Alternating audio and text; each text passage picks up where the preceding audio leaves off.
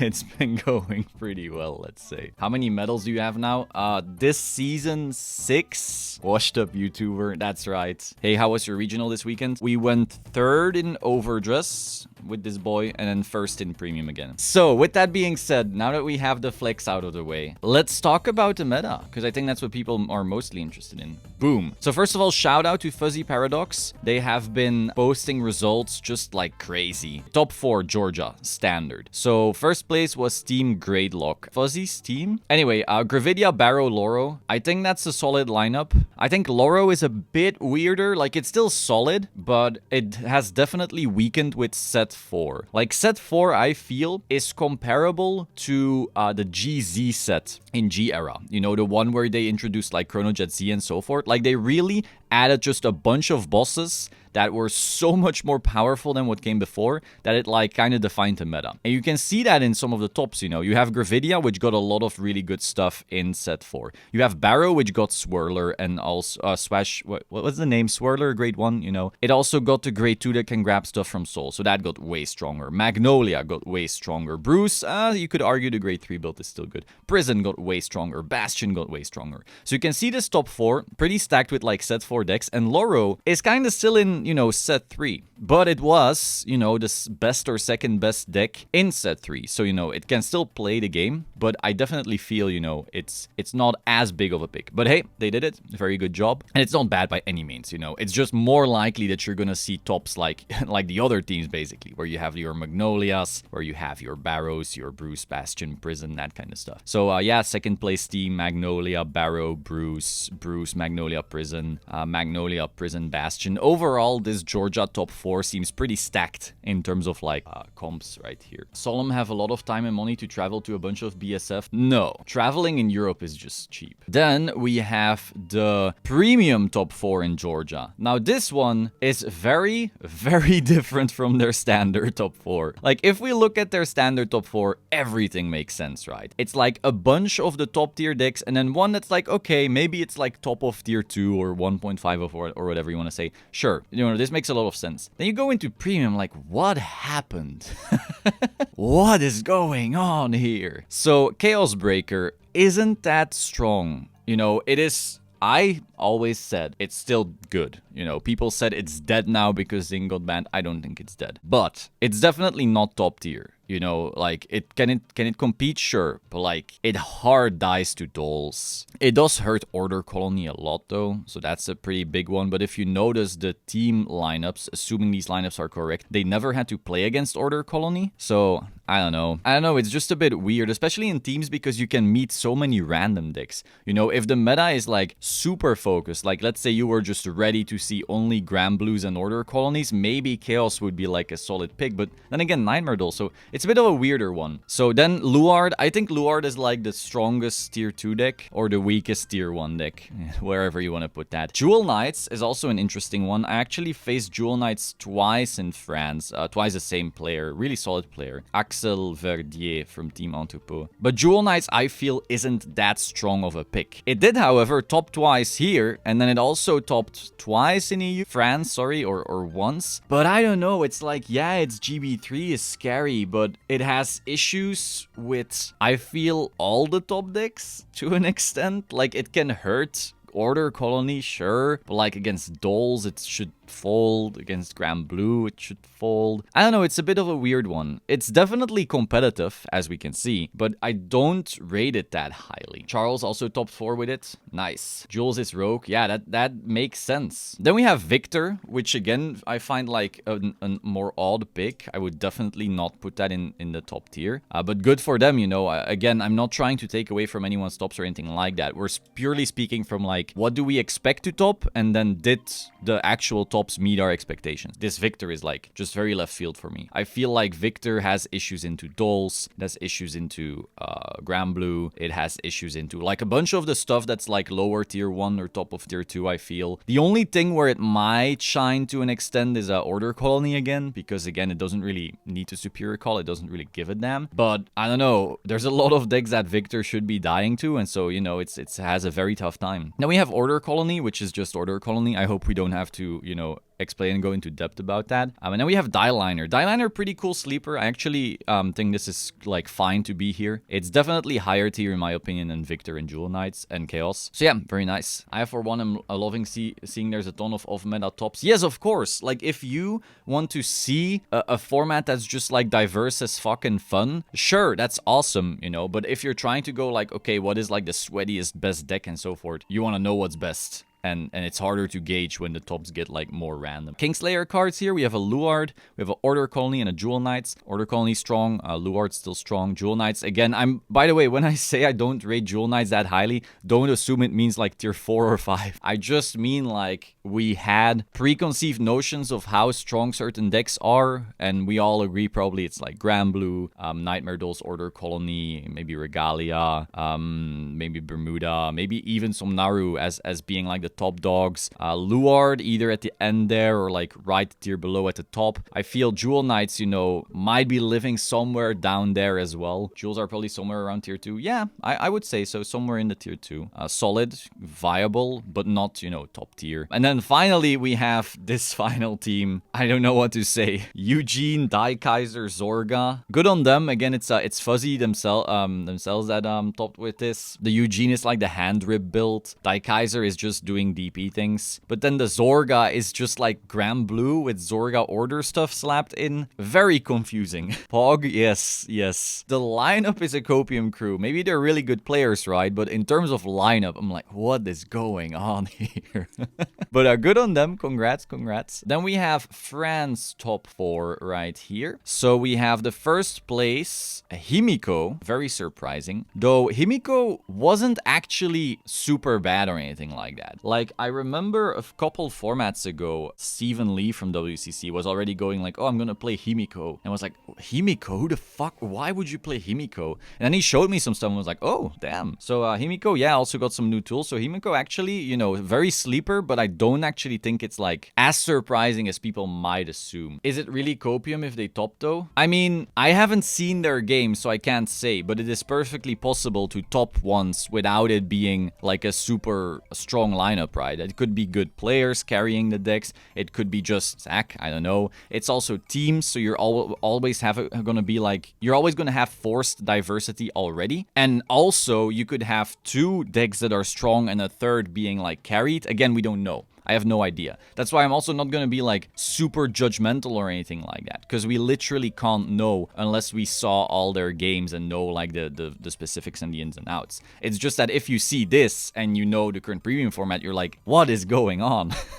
So back to the V-tops though. Jewel Knights in V, which is interesting. It doesn't have the Crystal Luster crutch right there, but it seemed it didn't need it. And then Nightmare Dolls, which again is very surprising. So overall, the top 4 V France team, in terms of lineup, is surprising as hell. I wouldn't place it in the same category in terms of surprise as this team, but it's still pretty surprising. Like, you would expect a Nitros, a Prism, a Gurgit, maybe a Tavas, and so forth. This is super left field, but solid team. You also have JJ in there, I believe, so well done. Then we have the second place team, actually friends from my locals, at least 2 of them. We have Gurgit, Tavas, Tachi. So the only one that's like very surprising there in my opinion is Tachi. Not that Tachi is bad, but like in terms of lineup, Gurgit and Tavas are definitely like solid decks. We got Pursuit Assault finally with Tavas. Gurgit is insane with the Percival. The Tachi is just like, huh, weird. And then we have Le Conseil. Le Conseil has been topping every event ever.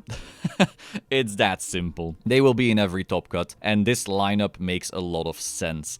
I seem to recall that they had a Raging form instead of the Gurgit at first, and now they swapped it out. So they're on Prism, Nitros, Gurgit. This is probably the most try-hard lineup you can have right now. You could argue maybe something over the Gurgit, but overall Prism, Nitros, Gurgit, just a very strong lineup, so very good. And then finally we have Rulebook again. I believe I also saw those top previous events as well. We have a Raging form, Nitros, and Prism. Again, more conventional lineup. I believe this is the team that also topped in Germany and in Premium in France and so forth, but we'll see that very, very soon actually. Then we have France top 4 Premium. We have a Team Cardiff. Wow, they're so cool. And then we have a Rulebook. Yeah, so Rulebook was, they topped in Germany. The Hanzo player I verse every time. I've lost 3 times and won once so far. He's a really, really good player. I think over this season, I've entered 6 SPRINGFEST, so 3 locations, 2 per weekend. So 6 SPRINGFEST so far. And over all that, we've gotten tops in all of them. We've gotten first place in all but 1. And in that final one, we got the 3rd place. And so I don't have that many losses, but half my losses are him. The Nuba curse is indeed real. My Nuba curse is very strong. But even I also lost against him with his raging form. Anthony, yes. Anthony is an insanely strong player. Not many losses, but half are him. So, very, very strong player. Team Cardiff. The player seating on your premium team. Was there a reason you were seat C instead this time? No, this graph is actually just wrong. I was player A again. So Team Cardiff, again, this lineup, you already know it. We've been rolling with it the entire season. We had no reason to change anything. Though, to be fair, I had actually initially registered with Grand Blue. And I was like, fuck it, I'll play Grand Blue. Oh, thanks for the sub. I lost my train of thought right there. We were still talking about Anthony's Hanzo, a really strong player. So while you may think like, huh, what the fuck is Hanzo? First of all, Hanzo is a sleeper pick. I think Hanzo is actually strong as fuck. But secondly, yeah, he's half my losses this season. And then finally in finals, 2 days ago, I managed to get a win off him. And I actually made a misplay on stream. I felt pretty shit about that. Basically, it was like not my final turn, but the turn before my final turn. And I had to place a trigger somewhere. And he had a protect in his hand. And his hand was like pretty small. And I placed it on a rear guard that was already big anyway. So I don't know if he would have died. And like, again, nerves, like tired from the whole day, like everyone's watching stress stream on top of that. Like it's very normal to start playing suboptimal, but I basically placed the trigger on the wrong thing. Did it force the protect? Sure, but like technically it's suboptimal. And then also there was late at the turn after that, I activated High Class Moth before using my grade 3 searcher, which technically, because he doesn't have deck knowledge of mine, is worse because you're shuffling a confirmed normal unit into your deck. So you're skewing how that person is gonna guard because you decreased your theoretical trigger odds, basically. So yeah, that was pretty yikes, but you know, we still managed to get that win. And then we have Susano in here. Not super surprising, personally. I think OTT is a very solid and slept on deck. And then also we have Bermuda in here. So overall, this team is just running stuff that a lot of people aren't expecting, but are really good decks. I already said I rated Bermuda very highly. I said that right after BRO as well, but it does have the issue that when it misses Kutire, it kind of sucks ass. But when it doesn't miss Kutire, it's an insanely strong deck. So rulebook, super strong team. They have, I think, topped every event they entered, or almost every event they entered. Very, very stacked team. I think Anthony has like topped almost every event in the BCS 2019 season. I know Johan has topped a bunch in the SPRINGFEST and BRO Online season. Sorry, you have Team Entrepot,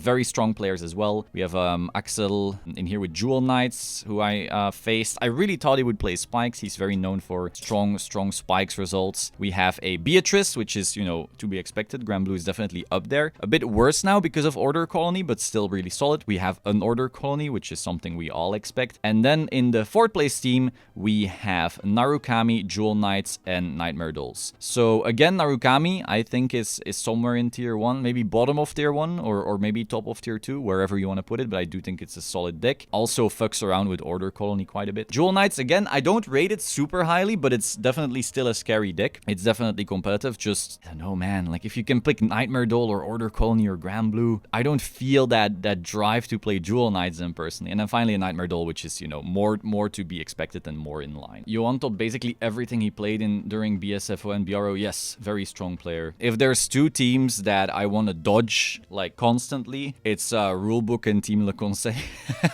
I definitely think they are like the scariest players in France. Team Entrepot is strong, by the way, and there's definitely other very strong players in France. Like France is one of the most stacked regions. But you know, if there's 2 teams that like I would fear the most, it's Rulebook and Le Conseil. They are very, very fucking good. Next, we have France top 4 for standard. So here we have Team Entrepot winning. So you see some solid consistency from that team. You have them, you know, top 4ing in premium right here, or top 3 even, and then first place in standard. standard. So the funny thing is we actually swapped places with them. So on day 1, we got 3rd and they got 1st. And on day 2, they got 3rd and we got 1st. So, you know, sometimes you gotta trade.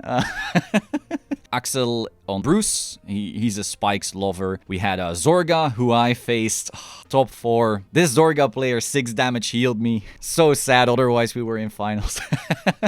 But good on him. A very, very surprising result right here. What people don't know is that Zorga actually hard counters Gravidia. Now, that doesn't mean I would personally pick it, because it still loses to a lot of the other good decks. But overall, Zorga countering Gravidia, I feel, isn't necessarily enough to take it over some of the other decks. But they did it, so awesome. Also, very strong player. I saw him playing Grand Blue, and he definitely knows his way with Grand Blue. And then we have Magnolia, which is, again, not the most surprising pick. It's probably one of the strongest decks you can have on a team right now. And then we have, what does MDR mean? Morderir. Basically, the LMFAO in French. Then we have Nirvana, Bruce, and Buff Sagura. I know some people are surprised maybe of Buff Sagura, but it's actually a pretty solid deck in set 4 in my opinion. And then we have Team Cardiff, that is us, with Magnolia, Gravidia, Bastion. There's a lot of decks pretty viable in Standard, so, you know, could this have had Prison or Barrow or Nirvana or Bruce? Sure, but this lineup felt solid. It's also because Mo refuses to play anything but Kether Sanctuary. So this Bastion was gonna be in no matter what. He felt very insecure about Standard. He was like, oh, I don't know, it might not go good. And then he just went completely undefeated. Absolute mad lad. And then we have this final team, Funbari Onsen. We have a Barrow, a Bastion, and a Felty. That is surprising to me. That last one is very surprising. I Felty on 3rd, 4th place. Yeah, I don't understand what's going on with this one, but congratulations regardless. Very, very strong. Oh, we have the top 8 for Premium Georgia here. So this top 8 is weird as hell. Let's just be real. Like, it's just weird. It has so many decks that are, like, not that scary, but it is what it is. We have 3 Mega Colony, 2 Shadow Paladin, 2 Genesis, 2 Royals, 2 Naru, 2 DP, 2 Grand Blue, 1 Mura, 1 Link Joker, 1 Nuba, 1 Aqua, 1 Great Nature, 1 Nova, 1 Gold, 1 Pale Moon, 1 Kagero. Very diverse, but just so weird. Okay, so let's see. Order Colony, definitely include. Morfessa, definitely include. Regalia, definitely include. Jewel Knights, yeah, include. Vanquisher, include. Then what is this? Is this Dungaree? DP, okay, sure. I don't understand Dungaree. Daikaiser, okay. Grand Blue. Oh, there's 2 Grand Blue because they also count to 1 Zorga. Yeah, Zorga. Shirayuki, pretty solid sleeper. Chaos, again, I'm not sure why. Shiranui, I don't know. I would play probably Hanzo over that, but okay. Aqua, okay. Big Belly, okay. Victor, okay. Gurgit, Harry, Eugene. It's so weird. Daikaiser, Legion, real. Dungaree is real. Yeah, I mean, good on them, right? But I'm just confused. Like, you would assume there would be more Order Colony. You would assume there's more Nightmare Dolls over. Like, where is even the Nightmare? There's no Nightmare Doll in this. Where are all the Nightmare Doll players? I saw some comments on Facebook going like, oh, clearly Nightmare Dolls isn't a problem. No, stop. Nightmare Dolls needs to get nuked or we're gonna have the worst BCS fall season ever. Harry, interesting. Yes, Harry is pretty solid, but like, why wouldn't you play Nightmare Doll? 0 dolls. Who needs dolls, right? V for Georgia. We didn't discuss this one yet. So this is top 8. We have 4 Bermuda. That's to be expected. We have 4 Grand Blue. That's to be expected. Totally normal. Royals. Okay, cool. Uranus, solid. Raging, solid. Vanquisher, solid. We have an Ezel. Okay, weird. Gurgit, solid. Silverthorn. Harry. Next stage. Okay, I can actually see that. I think V next stage is pretty solid. Overlord. What the hell is this? Oh, Spikes, right. And then finally we have the Great Nature Bear. Whoa. Nah, dolls are fine. Nah, Derek, dolls are getting yeeted. It's actually my primary concern that Bushi sees like this pie chart and goes, oh, we just should hit nothing.